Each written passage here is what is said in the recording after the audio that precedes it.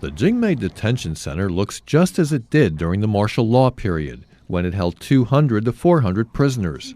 It's now a museum that aims to teach people about this dark chapter in Taiwan's history and is purposely preserved as it was, so that visitors have a better understanding of what it was like back then.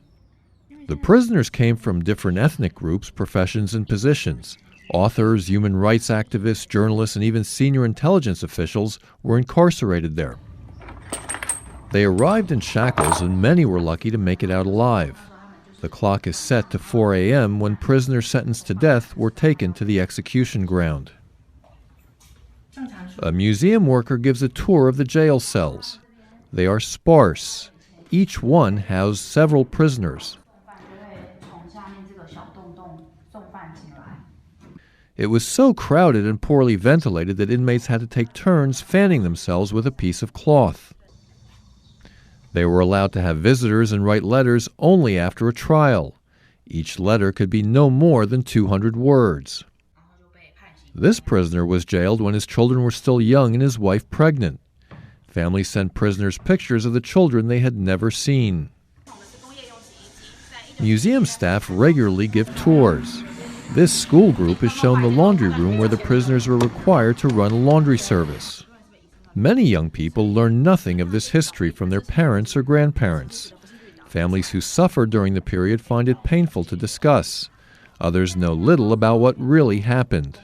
Because records went missing or were destroyed, it's still not clear exactly how many people were imprisoned or executed. This map shows there were detention centers across Taiwan. Visitors can go inside a mock interrogation room and imagine what it was like to be interrogated for hours. They can also see letters written by prisoners before they were executed. This prisoner asks for his wife's forgiveness and hopes she will remarry.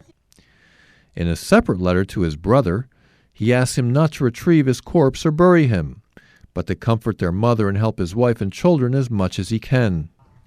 Another prisoner told his wife to teach their child well, and left 4 poems for his son, lamenting being unable to watch him grow up. He also told his wife to bury her pain and continue living her life. But not every prisoner's family was informed about what happened to them. Some had no relatives in Taiwan, only in mainland China. Historians say many of the prisoners, such as the one mentioned in this sentencing document, were originally sentenced to prison terms, but Chiang Kai-shek ordered they be executed. The graves of some of those executed are located not far from the landmark Taipei 101 skyscraper. While basic freedoms of assembly, association, and free speech were suspended at the time, the later White Terror period also saw the rise of human rights activists. Despite being tried and imprisoned, many later went on to become opposition party leaders, including the current mayor of Kaohsiung and a former president and vice president. It's hoped that by teaching the younger generation about life under martial law, they will not only develop a better understanding of Taiwan's history, but also gain a renewed appreciation for its democracy and ongoing efforts to improve it. CNA, Taipei.